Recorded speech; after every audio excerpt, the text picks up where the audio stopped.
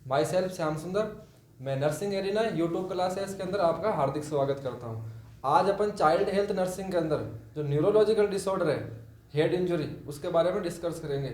तो आज का अपना लेक्चर है हेड इंजरी। तो हेड इंजरी क्या है? हेड इंजरी का मीन्स है कोई भी इंजरी, अगर कोई हेड को कोई भी इंजरी हो जाए, जैसे injury to the skull, meninges, brain, skull, तो उसको क्या बोलेंगे? Head injury. तो अपन शुरुआत करते हैं डेफिनेशन से।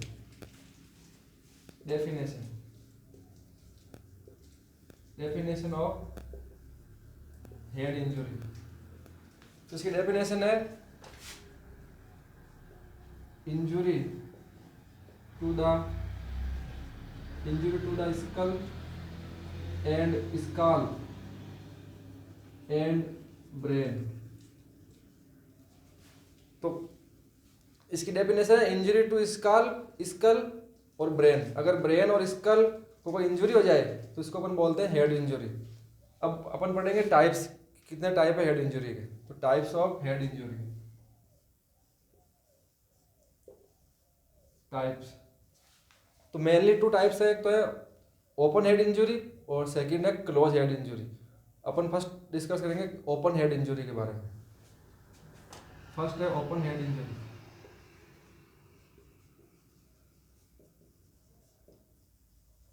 Open head injury, open head injury के अंदर क्या होता है? Skull fracture.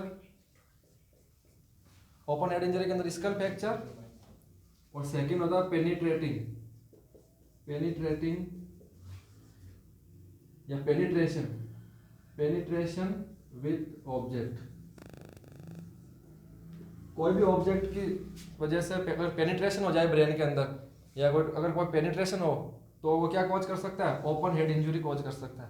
तो ओपन हेड इंजरी के अंदर दो है कॉज। फर्स्ट है स्कल फ्रैक्चर हो सकता है और सेकंड हो सकता है पेनिट्रेशन विद ऑब्जेक्ट। अगर कोई भी ऑब्जेक्ट पेनिट्रेट कर जाए तो उस पेनिट्रेशन की वजह से क्या हो सकती है? ओपन हेड इंजरी हो सकती है। अब है second type close head injury. Close head injury, close head injury. तो सेकंड टाइप है close head injury. Close head injury के अंदर क्या होता है? कोई भी ब्लंट ट्रॉमा हो सकता है। ब्लंट ट्रॉमा की वजह से क्या इंक्रीज हो सकता है? आईसीपी इंक्रीज हो सकता है, इंट्राक्रैनियल प्रेशर बढ़ सकता है। तो सेकंड टाइप था close head injury. Close head injury के अंदर है फर्स्ट ब्लंट ट्रॉमा हो सकता है और ब्लंट ट्रॉमा की वजह से क्लोज हेड इंजरी हो सकती है, और ब्लंट ट्रॉमा की वजह से आईसीपी भी इंक्रीज हो सकता है। और एक मोस्ट इंपॉर्टेंट लाइन है इसके अंदर, close head injury is a severe type of head injury. Severe type of head injury. Close head injury क्या है? सीवियर टाइप है हेड इंजरी का। और इसके अंदर जो थर्ड है,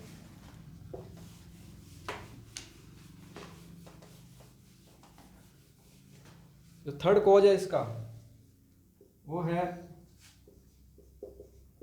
violent shaking syndrome. Violent shaking syndrome. अगर वॉयलेंट शेकिंग सिंड्रोम कैसे क्लोज हेड इंजरी कॉज कर सकता है? तो वॉयलेंट शेकिंग सिंड्रोम के अंदर क्या, जब बेबी को अगर अपन अगर बेबी को वॉयलेट शेकिंग करवाते हैं, और वॉयलेट शेकिंग करवाने की वजह से जब इंट्राक्रैनियल प्रेशर बढ़ जाता है, और इंट्राक्रैनियल प्रेशर बढ़ जाने की वजह से क्या कर सकता है? क्लोज हेड इंजरी कॉज कर सकता है। तो वॉयलेंट शेकिंग सिंड्रोम की वजह से क्या होता है? जब अपन बेबी को वॉयलेंट शेकिंग करवाते हैं, वॉयलेंट शेकिंग ऑफ बेबी को क्या करवाते हैं? वॉयलेंट शेकिंग की वजह से क्या होगा? इंक्रीज आईसीपी, जो इंट्राक्रैनियल प्रेशर बढ़ जाएगा, और इंट्राक्रैनियल प्रेशर बढ़ जाने की वजह से क्या होगा? Close head injury. तो इसकी वजह से क्या हो सकता है? क्लोज हेड इंजरी कॉज हो सकती है। तो ये था टाइप्स। फर्स्ट टाइप था ओपन हेड इंजरी, सेकंड था क्लोज हेड इंजरी। अब अपन पढ़ेंगे इसका क्लिनिकल मैनिफेस्टेशन।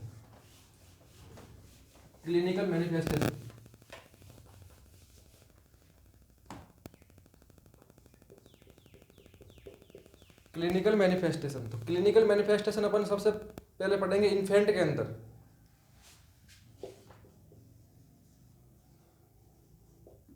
इन्फेंट के अंदर अपन क्लिनिकल मैनिफेस्टेशन पढ़ेंगे।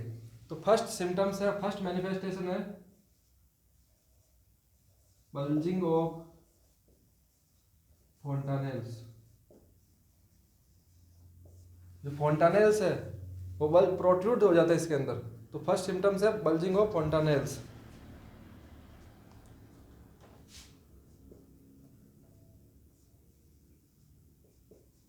इंक्रीज हेड सर्कमफेरेंस, सेकंड है इंक्रीज हेड सर्कमफेरेंस। जो हेड का सर्कमफेरेंस है वो इंक्रीज हो जाता है मोर देन 35 सेंटीमीटर, 35 सेंटीमीटर से ज़्यादा हो जाता है। और नॉर्मली होता है 33 से 35 सेंटीमीटर होता है नॉर्मली हेड सर्कमफेरेंस। अगर 35 से ज़्यादा हो जाता है, हेड इंजरी के अंदर क्या हो जाता है, 35 सेंटीमीटर से ज़्यादा हो जाता है हेड सर्कमफेरेंस। और थर्ड मैनिफेस्टेशन है dilated scalp when, dilated scalp when. जो स्काल्प वेन है वो क्या हो जाएगी, डायलेट हो जाएगी इसके अंदर। ये तो था इन्फेंट के अंदर मैनिफेस्टेशन। तो फर्स्ट मैनिफेस्टेशन था बल्जिंग ऑफ फोंटानेल्स, जो फोंटानेल्स है वो प्रोट्रूड हो जाते हैं इसके अंदर। और सेकंड मैनिफेस्टेशन था जो हेड सर्कमफेरेंस है वो इंक्रीज हो जाता है मोर देन 35 सेंटीमीटर। और थर्ड मैनिफेस्टेशन था जो था डायलेटेड स्काल्प वेन। अब अपन देखेंगे चिल्ड्रन के अंदर क्लिनिकल मैनिफेस्टेशन इन चिल्ड्रन के। चिल्ड्रन के अंदर क्या क्या हो सकता है इन चिल्ड्रन। चिल्ड्रन के अंदर कौन कौन से मैनिफेस्टेशन हो सकता है।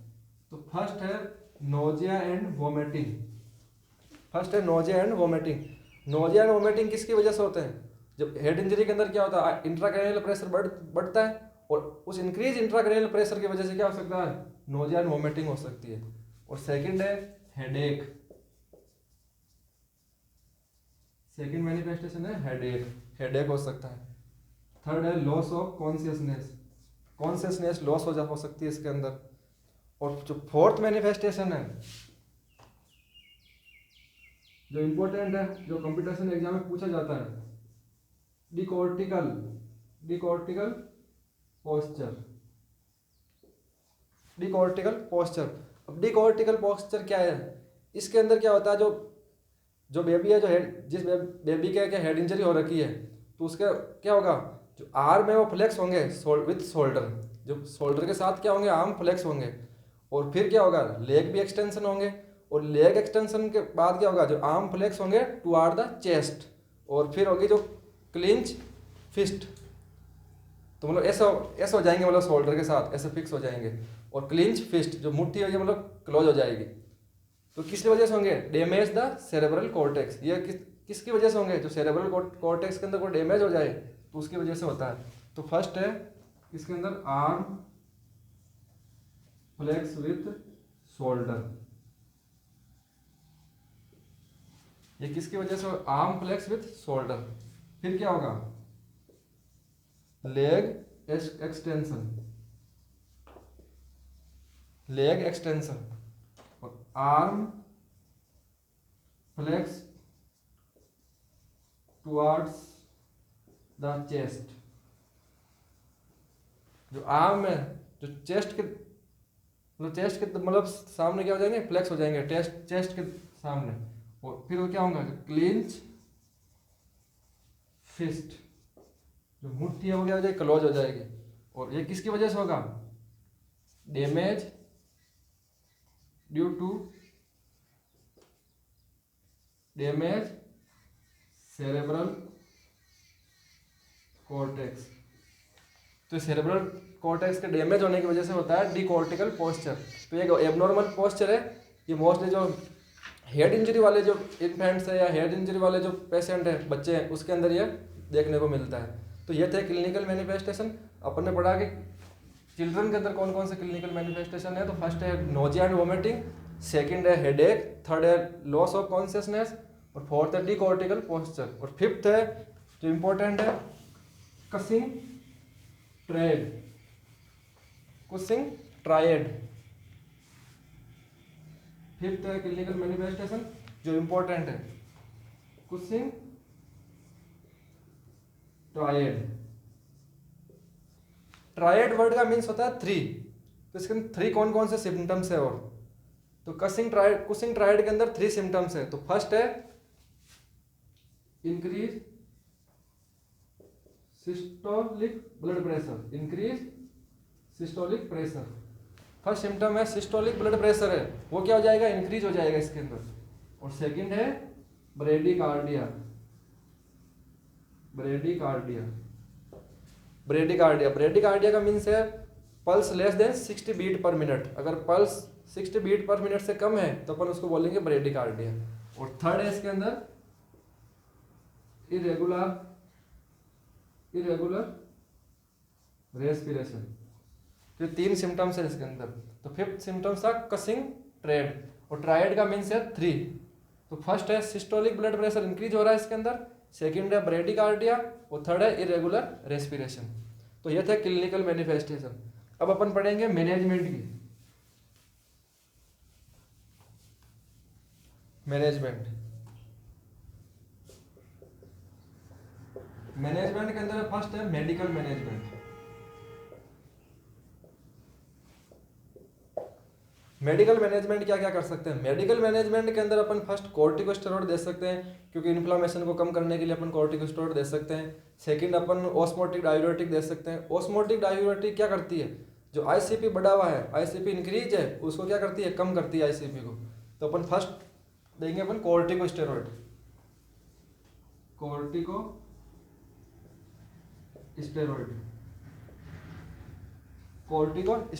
तो कॉर्टिकोस्टेरॉइड क्या करती है? Decrease inflammation. इन्फ्लामेशन को क्या करती है? कम करती है। इन्फ्लामेशन को कम करती है। तो फर्स्ट इसका एग्जाम्पल है कॉर्टिकोस्टेरॉइड का डेक्सामेथासोन।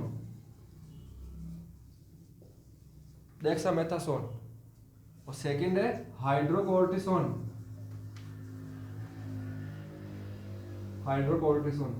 तो ये है स्टेरॉइड। स्टेरॉइड अपन इसलिए देते हैं इन्फ्लामेशन को कम करने के लिए। और सेकंड है ऑस्मोटिक डायूरेटिक।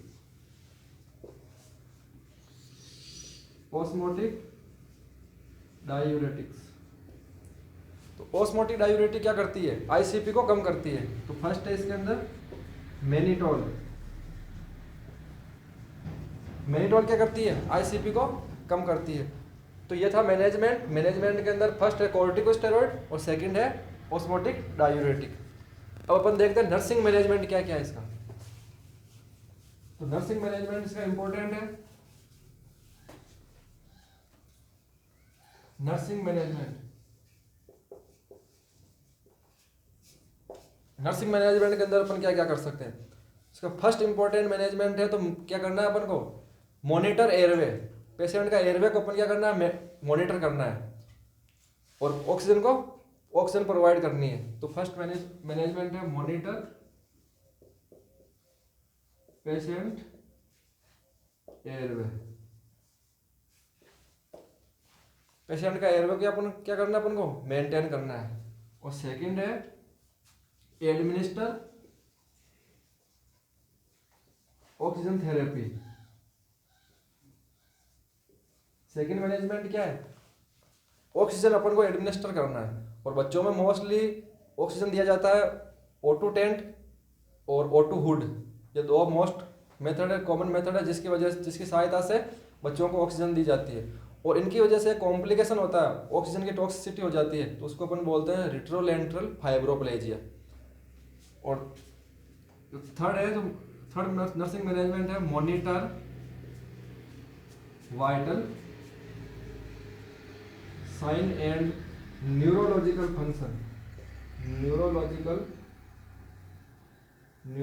फंक्शन। तो थर्ड मैनेजमेंट है जो वाइटल साइन है उसको मॉनिटर करना है, blood pressure, pulse, respiration, temperature, उसको मॉनिटर करना है। और जो न्यूरोलॉजिकल फंक्शन है उसको भी मॉनिटर करना है। और फोर्थ है elevate the head of bed 15 to 30 degree. जो बेड है उसके हेड को क्या करना है? इंक्रीज, मतलब एलिवेट करना है, क्योंकि आईसीपी को कम करने के लिए। और आईसीपी को कितना करना है एलिवेटेड? 15 to 30 degree. और फिफ्थ है nursing management, monitor nose and ear discharge. जो नोज और ईयर डिस्चार्ज है उसको मॉनिटर करना है। उसको मॉनिटर क्यों करेंगे? उसको अपन इसलिए मॉनिटर करेंगे जो सीएसएफ का ड्रेनेज को चेक करने के लिए कि उस जो नेजल ड्रेनेज है या ईयर ड्रेनेज है उसके अंदर कोई सीएसएफ तो नहीं आ रहा या सीएसएफ का लीकेज तो नहीं है। उसको मॉनिटर करने के लिए अपन ये नोज और ईयर डिस्चार्ज को क्या करने अपन मॉनिटर करेंगे।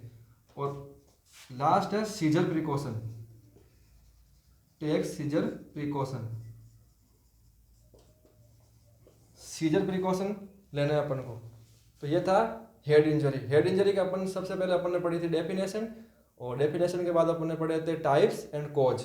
फिर अपन ने पढ़े थे क्लिनिकल मैनिफेस्टेशन। क्लिनिकल मैनिफेस्टेशन के बाद अपन ने पढ़ा था मैनेजमेंट, और मैनेजमेंट के बाद में ये था नर्सिंग मैनेजमेंट। तो नर्सिंग मैनेजमेंट के फर्स्ट मैनेजमेंट था कि मॉनिटर पेशेंट एयरवे। जो एयरवे को अपन को क्या करना है मॉनिटर करना है। और सेकंड था एडमिनिस्टर ऑक्सीजन थेरेपी।